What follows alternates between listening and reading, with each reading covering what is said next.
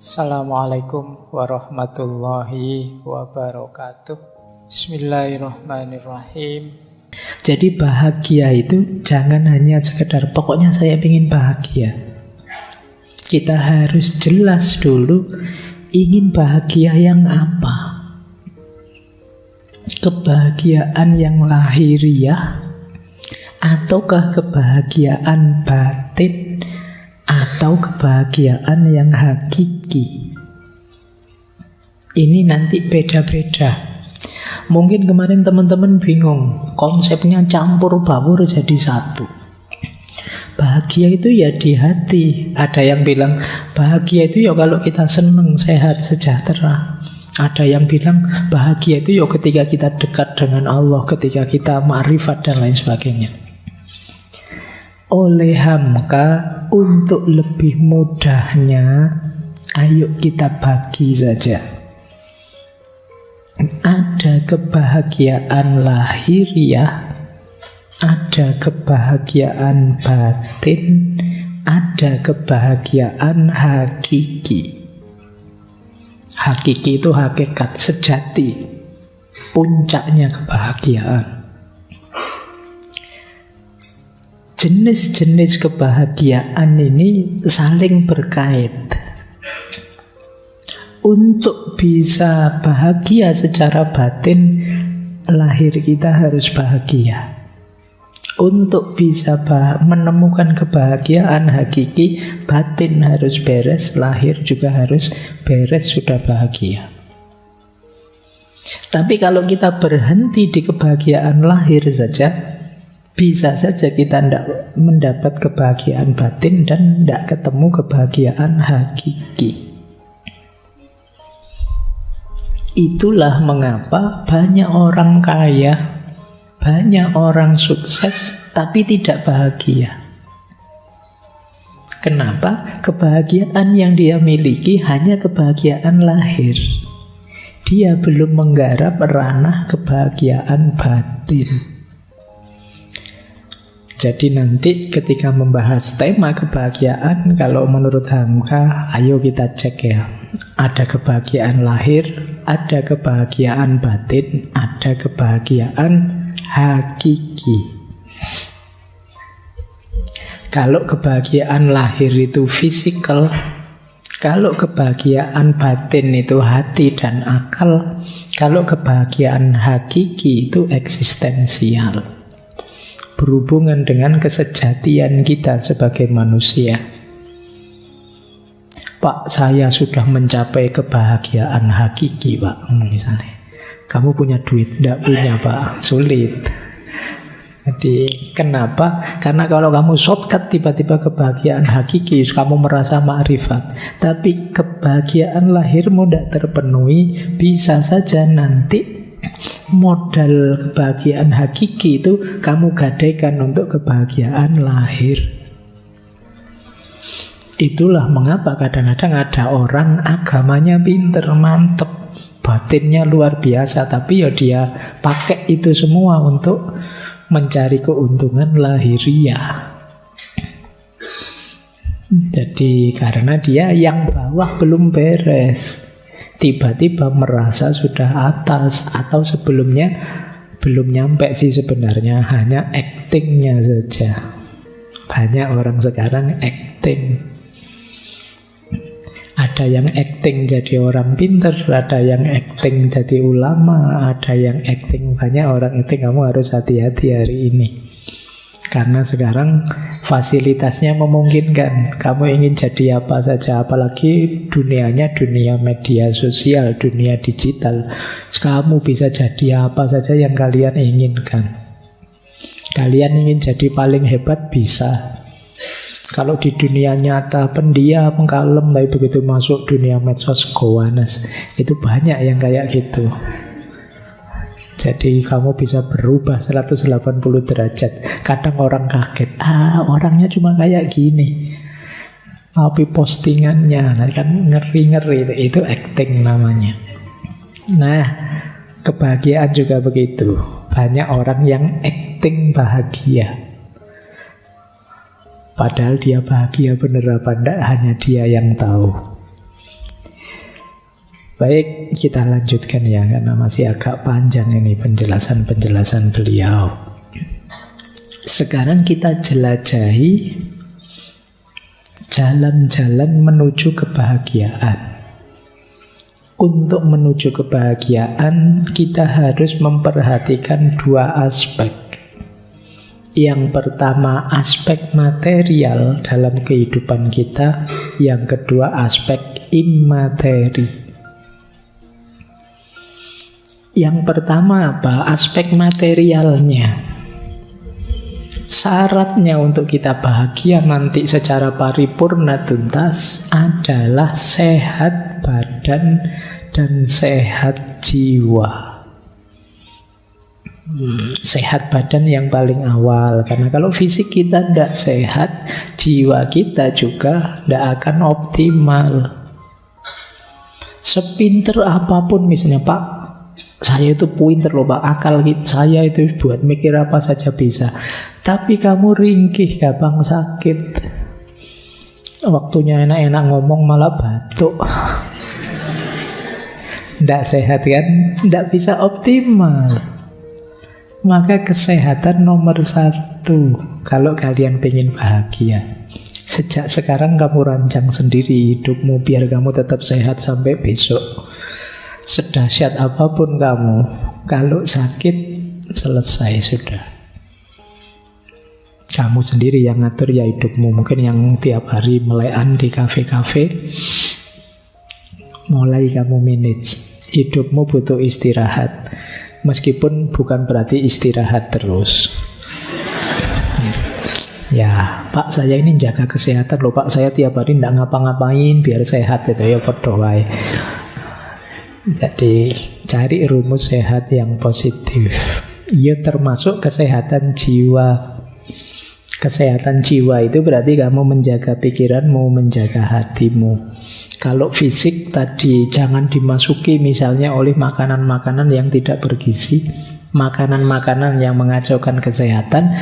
Ya jiwa rohani juga begitu. Akalmu jangan disuplai hal-hal yang merusak. Hatimu jangan dikotori oleh hal-hal yang membuat kita buta, membuat kita gelap. Kalau isi pikiranmu barang rusak semua, ya cara pandangmu terhadap hidup juga rusak. Kalau hatimu gelap, hatimu sakit, ya hidupmu akan nabrak-nabrak. Karena hati itu kan yang mengorientasikan diri kita. Hati jadi kunci arah perjalanan kita kemana. Kalau akal itu kan dia menguatkan, mendukung atau melemahkan. Dua-duanya penting. Kalau ingin bahagia, sehat badan dan sehat jiwa jadi kunci. Seandainya semua hal beres, hanya kesehatan badan dan jiwa saja yang tidak beres, itu namanya tidak beres juga. Jadi jangan dikira kesehatan itu sepele. Alah Pak, sehat itu kan fisik saja. Iya, tapi tanpa itu hidupmu tidak akan bermakna. Jadi jaga kesehatan. Makanya mensana, ya dalam tubuh yang sehat terdapat jiwa yang sehat. Maksudnya dalam pengertian seperti yang saya jelaskan tadi. Meskipun ya kalau dibalik juga bisa. Dalam jiwa yang sehat akan ada badan yang sehat. Jiwa sehat itu berarti kan berpikirnya jernih, hatinya juga terang. Kalau orang berpikirnya jernih, badannya mesti sehat. Kenapa? Dia tahu apa yang membuatku sehat dan harus aku lakukan, apa yang membuatku sakit dan harus aku jauhi. Nah, kok kamu ngaku pinter tapi tidak tahu caranya hidup sehat, ya berarti kamu kurang pinter. Jadi orang pinter itu ya tahu cara menjaga kesehatannya. Nah, jadi ini rumus pertama kalau ingin bahagia. Sehat jiwa, sehat raga. Kalau lagu Indonesia Raya itu kan bangunlah jiwanya, bangunlah badannya. Jadi dua-duanya harus bangun, harus sehat semuanya. Dan saling mempengaruhi. Tidak bisa sehat salah satu saja. Harus dua-duanya sehat. Sakit di salah satu, alamat yang lain terpengaruh.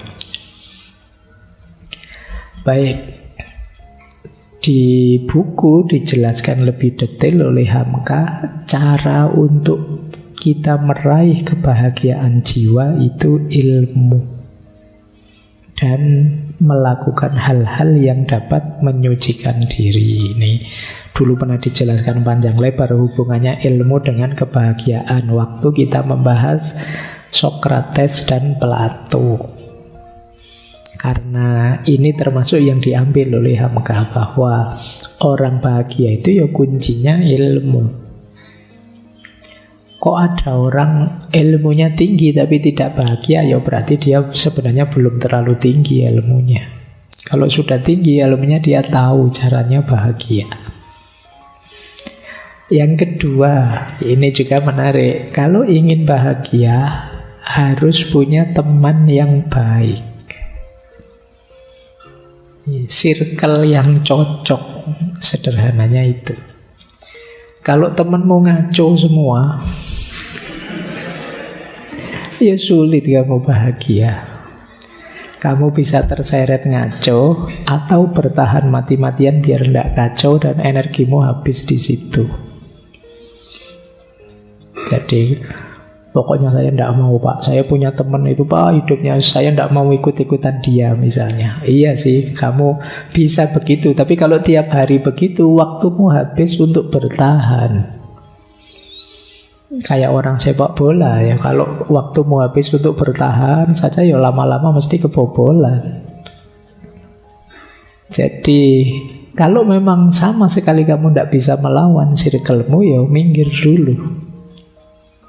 Jadi kalau lingkunganmu memang tidak mendukung pertumbuhanmu, minggir saja, tidak apa-apa. Karena kamu butuh teman yang baik untuk menularkan kebaikan pada dirimu. Makanya ada syair Jawa yang dulu dari Sunan Bonang itu, obatnya hati itu wong kang soleh kumpulono. Deket-deketlah dengan orang soleh, biar ketularan soleh, biar vibrasi dan frekuensimu nyambung dalam kesolehan. Tapi kalau temanmu tidak beres semua, ya kamu ketularan juga, frekuensi vibrasi tidak beres. Jadi cari circle yang cocok untuk pertumbuhan cita-citamu. Kalau kamu pinginnya jadi pemain band, kan kamu harus deket-deket teman-teman yang seneng musik. Kalau kamu pingin jadi apa, deket-deket dengan teman yang sesuai dengan apa keinginanmu tadi. Ini circle.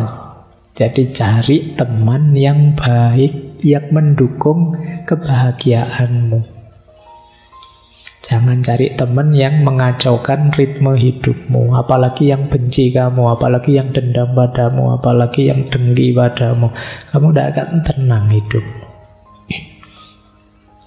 Baik, jadi ini yang pertama ya, untuk bahagia, sehat jiwa raga, teman baik. Nanti kamu cari dalam hidupmu masing-masing mana yang sudah saya miliki dan mana yang belum. Kalau belum, hadirkanlah. Akan jadi syarat kebahagiaanmu. Yang ketiga, kalau ingin bahagia harus mau berpikir.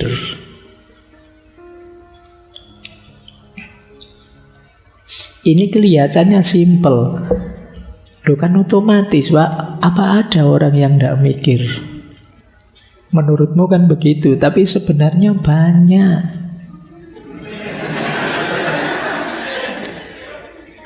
Iya, banyak orang yang tidak mau mikir. Bahkan yang muda-muda ini banyak loh. Kadang kalau saya tanya, gimana mas rencanamu ke masa depan? Alah Pak, saya mengalir saja. Loh iya kan, itu kan alamat kamu tidak mau mikir mesti tentang hidupmu.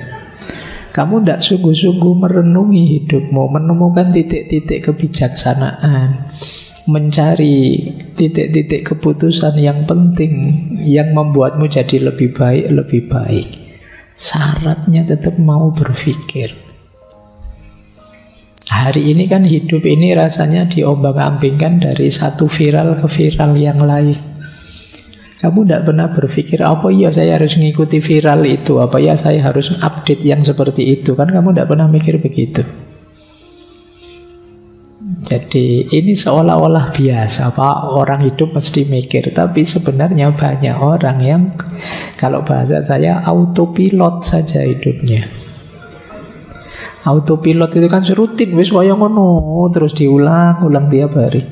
Makanya kadang-kadang kalian kaget, loh sudah Rebu lagi ya Pak, cepet ya. Lah ya kalian memang hidupmu tidak pernah direnungi, ya berjalan begitu saja.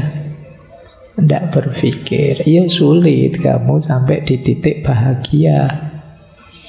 Karena kamu terombang-ambing terus kesana kemari oleh aliran hidupmu. Syaratnya orang bahagia berpikir. Kata Hamka, dengan berpikir kita ketemu kebijaksanaan.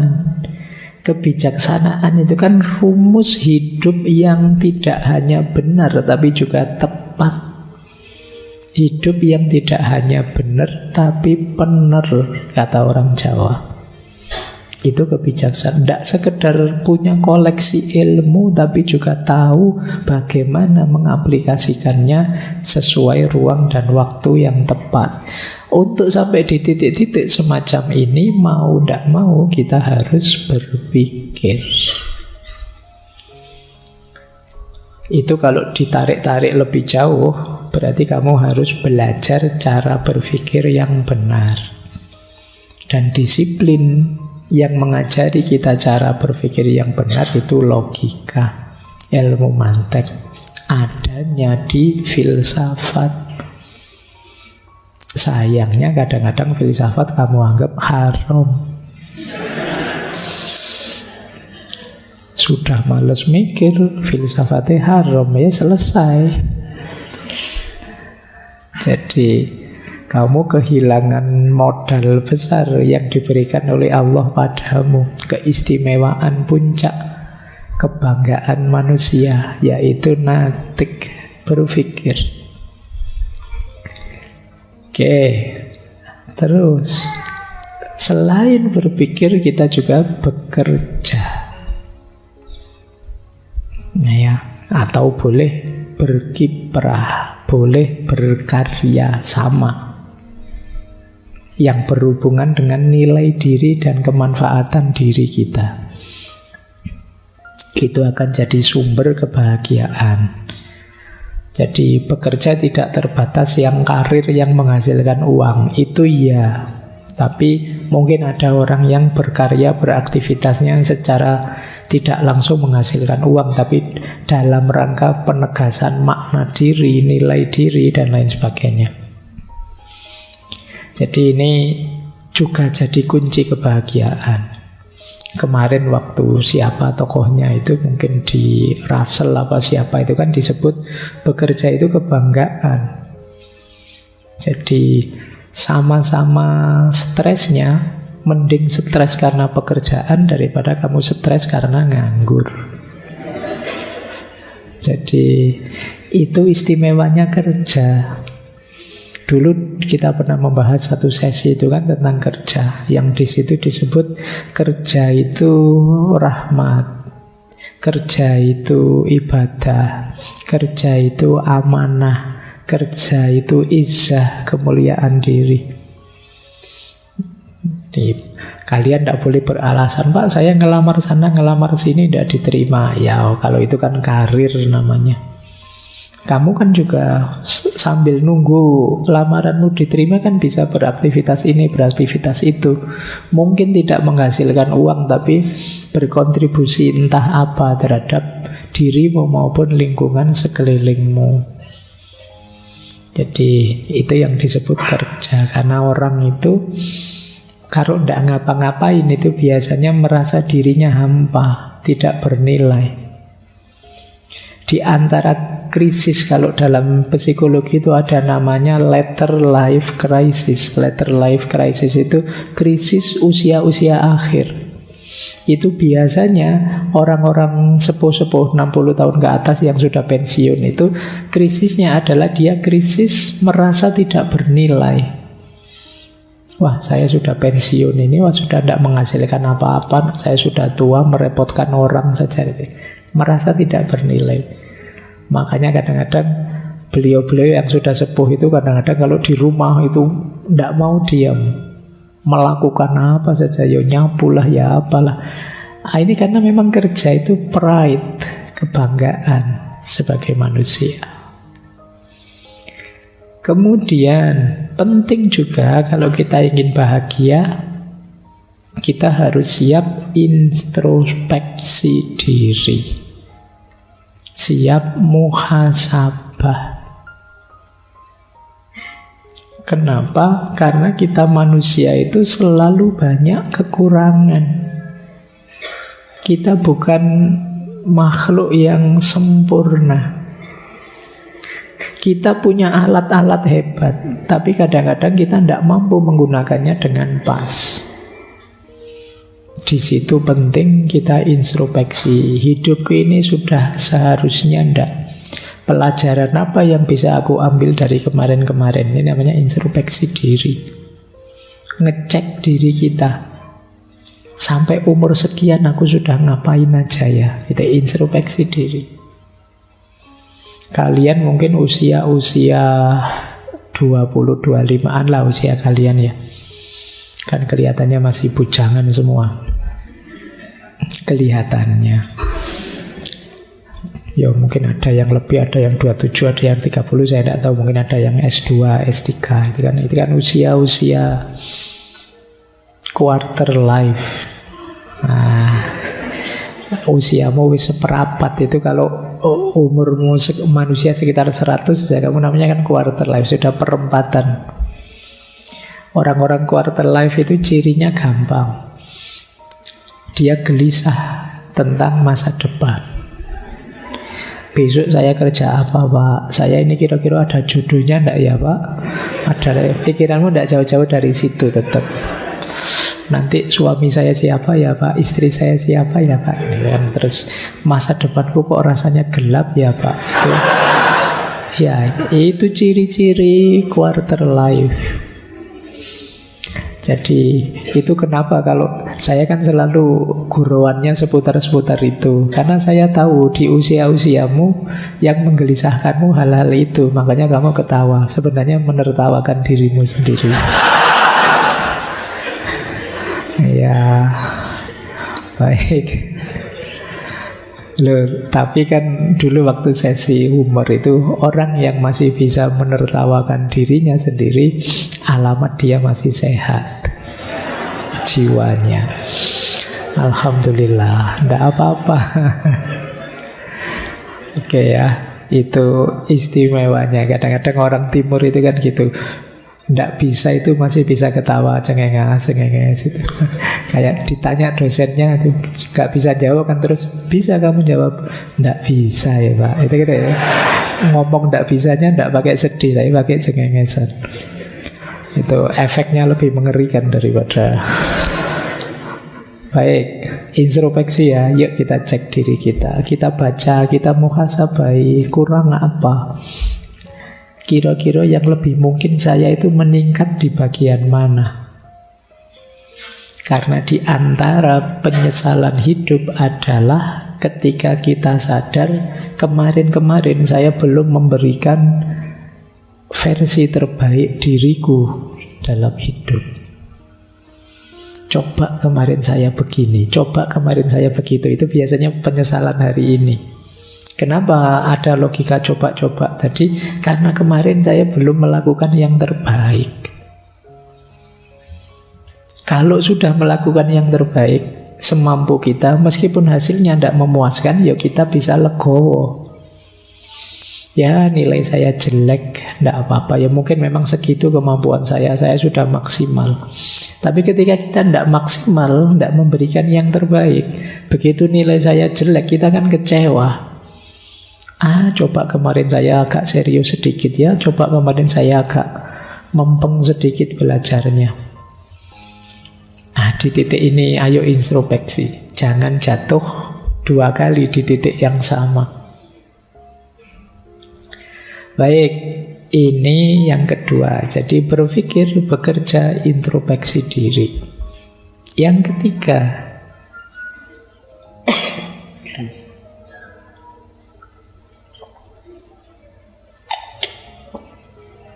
dalam aspek material kebahagiaan ada dua karakter kunci kalau kita ingin bahagia.